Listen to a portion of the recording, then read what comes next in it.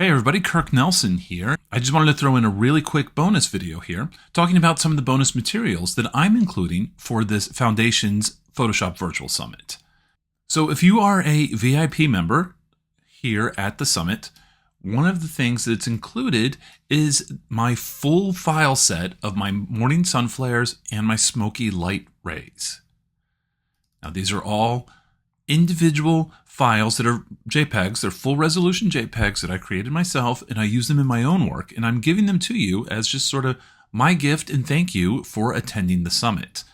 If you're not a VIP member, then you can get a smaller, more compressed sort of sampler size of these found on my website at thepixelpro.com, and it's in the shop area. You'll be able to find the Foundation sampler set of the same thing.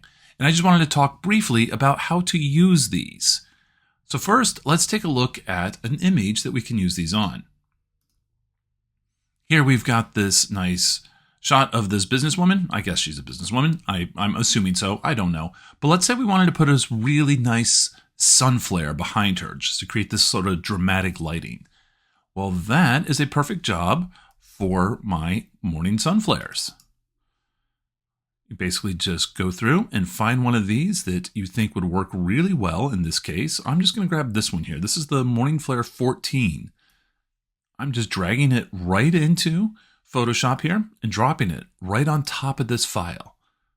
Photoshop does bring it in as a smart object, which lets you scale it a little bit. Now in this case, I am just going to scale up the file so that it goes completely from edge to edge and commit that transformation. Now right now, all you can see is that sun flare file. What the intention is to change the blending mode. That's over here in the layers panel. Normally your layers panel may be docked down here next to the channels and the paths panels, but I like to pull mine out just for easy access. And this drop down here that normally reads normal is where you change the blending mode. In this case, I'm going to change it to screen. And you can already see what that does.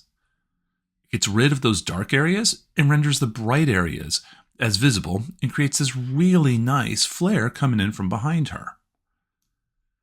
Now you can just be completely done there, but you might want a little bit more control. So for instance, if you don't want quite as much happening over her face, let's add in a layer mask. We do that down here at the bottom of the layers panel. There's this little icon here for add layer mask. It's also a solid rectangle with like a hollowed out circle in the middle of it. That's the mask, and Photoshop automatically makes it the active element so that is what Photoshop is currently wanting to edit. So then I'm going to go grab my brush tool, make sure my foreground color is set to black, and then I want a nice, large, soft brush. So I'm going to right click and make sure my brush size is really large and my hardness is really low. I dismiss this brush pop-up by hitting the Enter key. And now I can adjust the opacity of the brush. Right now it's set at 30. Yours is probably set at 100 to begin with. I like to keep it nice and low for these type of situations just because I want to just really gently paint off some of the effect. And not all of it, just kind of add in a recovering of the base photograph being seen through those light rays. And you can see on the layer mask what the brushwork looks like. So here's my original photo. Here's adding in my morning light flare with a little bit of mask work. So now let's try some of the other set. We'll use this other image here of these cars in this garage. And bring back up my Finder window that has the smoky light rays. Shot these myself in my studio, had a lot of fun with it, and I love just adding these in to create some drama in images really a lot like this. They're really adaptable. I'm just going to show you how I would do some of this. So I'm going to grab this Light Rays 33 and just drag this right in. Now in the other one, I intentionally transformed this before assigning the blending mode. That's not necessary. You can assign the blend mode before you even finish the transformation. I'm going to go ahead and set that to screen so that I can more easily start to line the top of the smoke up with these windows at the top, or I guess these sunlights. Now notice that it doesn't fit perfectly because like this one's not coming from one of those sunlight areas. So while this transformation handle is still active, I'm going to right click and choose Distort.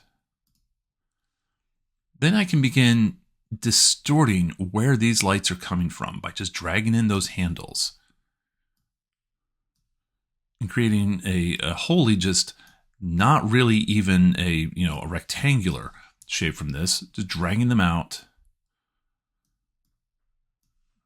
There we go. Tons of fun.